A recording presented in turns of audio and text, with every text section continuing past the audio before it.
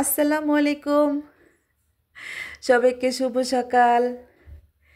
আপনারা কেমন আছেন? আমি এই তো আলহামদুলিল্লাহ ভালো আছি। হামিদা চৌধুরী ব্লগে আপনাদের স্বাগতম। তো দেখেন আমি সকাল সকালেই তো নাস্তা বানাচ্ছি। আসলে অনেক দিন হয়ে গেছে আপনাদের নাস্তা বানানো দেখানো হচ্ছে না। মানে নাস্তা বানানো, তারপর আবার দুপুরে খাবার রান্না করা, আসলে এগুলি সব দেখালে অনেক বড় হয়ে যায় ভিডিও। তাই একটু ছোট করার চেষ্টা করি। তো আজকে ভাবলাম একটু দেখাই আপনাদের যে সকালের নাস্তা আজকে কি খাবো আমরা। তাই তো আমরা আজকে নাস্তায় খাবো পরোটা আর হলো চা। আমরা আসলে সকালের নাস্তায় চা পরোটা এই টাইপের নাস্তাই বেশি খাই। আমাদের ঘরে তো সকালে চা ছাড়া কিছু খায় না। মানে যাই থাকে চা লাগে আমাদের নাস্তায়।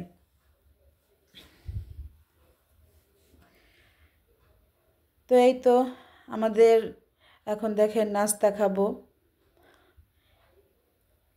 এখানে ওর আব্বু আসলে আগেই খেয়ে বের হয়ে গেছে।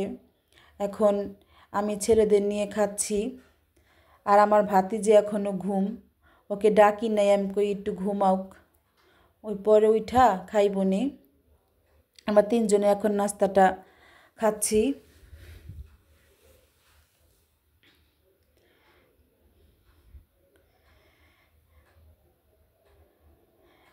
তারপর দেখেন এই যে আমার ভাতিজি উঠলো, ওঠার পর ওকে নাস্তা দিলাম। ওই আবার চা খায় না, আর আবার পরোটা দিয়ে এই তো ওর পরোটা দিয়ে আবার সবজি লাগে। তাই সবজি বলতে আমি ওকে ডিম পোস্ট করে দিলাম, আর আগের দিনের মুরগি তরকারি ছিল ওইটা গরম করে দিলাম। তারপর এই তো নাস্তা পানি খাওয়া শেষ করে তারপর আসলাম রান্নাঘরে। তো দেখেন আজকে রান্না করব কি কি সেগুলাই আমি সব রেডি করে রাখছি। আজকে ভাত রান্না করব রাইস কুকারে। আর এই তো আদা রসুন আনছে, এটাও ছিলে নিছি। মানে এখানে শুধু আদা কাটছি, রসুনটা এখনও ছিলা হয় নাই। তাই দেখেন আজকে রান্না করব ইলিশ মাছ ভাজা করব, আর রান্না করব এই যে টমেটোর চাটনি, আর হলো গিয়া ভাজি করব সিম আলু দিয়ে ভাজি। এখন আমার সিমের ভাজিটা কাটা হয় নাই। তো এই দেখেন আমি মাছ ভাজা ভাজতাছি। আর এই তো এখানে আমি রাইস কুকারে ভাত বসাইছি, এটা একটু লাড়াচাড়া করতে আসছি। এই তো একটু লাড়াচাড়া দিয়ে নিলাম।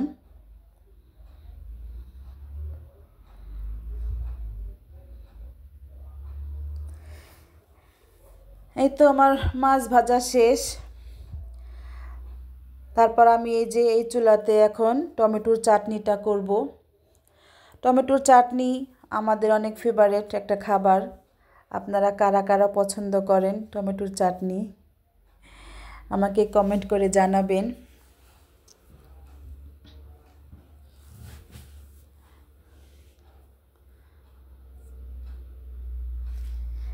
এই তো এখন একটু ধনিয়া পাতা দিব। আমার চাটনি রান্না শেষ পর্যায়ে প্রায়।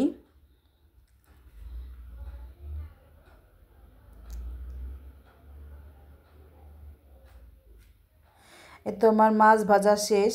এই দেখেন আমি এখন কাটা হলো আমার এই যে ভাজি করব সিম আলু, আর সাথে একটু কাঁচা টমেটো দিছি।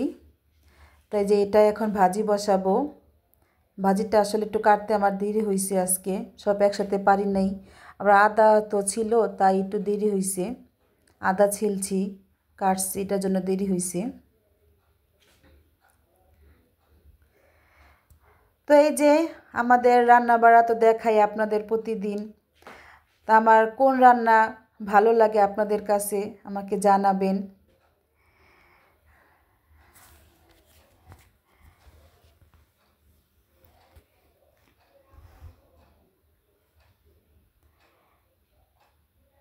এই যে আমার দেখেন আদাগুলো আমার কাটা শেষ, রসুনটা কাটা হয় নাই। রসুনটা আজকে আর কাটতে পারবো না, সময় নেই।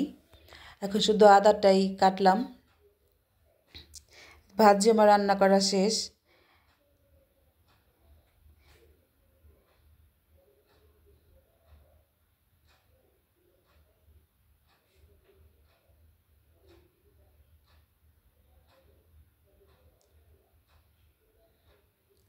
তারপরে এখন চলে যাব ভাত খেতে।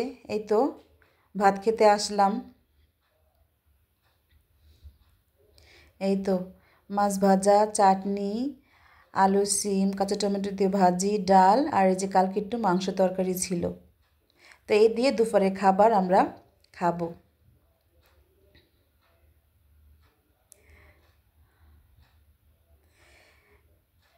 এখন শুধু আমি আর আমার ভাতিজি খাবো, আর তাদের সবার খাওয়া হয়ে গেছে।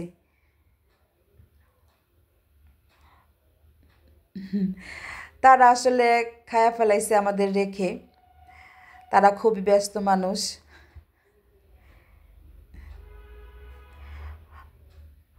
তারপরে দেখেন দুপুরে খাওয়া দাওয়া করে একটু বিকালে ছাদে গেছিলাম।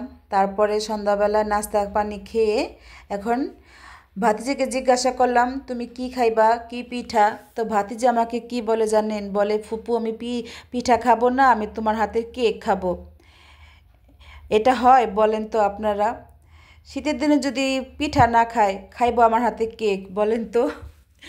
তো ভাতিজি এই কথা বলল পরে আমি হাসলাম। আমি কে এখন তুমি কেক খাইবা? এখন তো পিঠার সিজন। ফুপু আমি পিঠা খাইছি, আম্মু আমার অনেক পিঠা খাওয়াইছে, বা নানি বাসাতে খাইছি, এখন তুমি তোমার হাতের কেক খাওয়াও, তোমার হাতের কেক দেখি আমি শুধু তোমার ভিডিওতে, এখন কেক খাওয়াইবা। তো এই তো কেক দেখেন একটা বানানো হয়েছে, তারপর দিয়ে আসলাম ওভেনে, আর একটা বানাইতেছি ছোট কইরা। মানে কেক তো বানাইলে আর একটা বানানো যায় না, আমার ছেলেরা আছে ভাতিজিরে দিব, তারপর ভাতিজি আবার একটা ওই যে বাসাতে নিয়ে যাইব, তাই এই যে বানাইলাম। কেক বানাইতে বানাইতে আমাদের অনেক রাত হয়ে গেছে। আসলে এই কেক বানানোর ফাঁকে আবার আমরা ভাত খাইছি, এটাও দেখানো হয় নাই আপনাদের।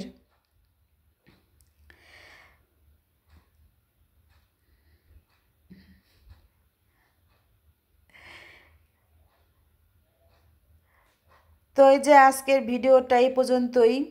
এটা এখন আমি নিয়ে যাব যে ওভেনে, আপনাদের দেখাবো এই যে আমি যে ওভেনে দিয়ে আসি কেক। এই তো তাই আমার ভিডিওটি যদি ভালো লাগে আমাকে লাইক কমেন্ট শেয়ার করবেন আর সাবস্ক্রাইব করবেন। সবাই ভালো থাকবেন, সুস্থ থাকবেন। আর এই বাকি কেক আমি কালকে যে বানাবো, ডেকোরেশন করব, এটা কালকে দেখাবো। আল্লাহ হাফেজ।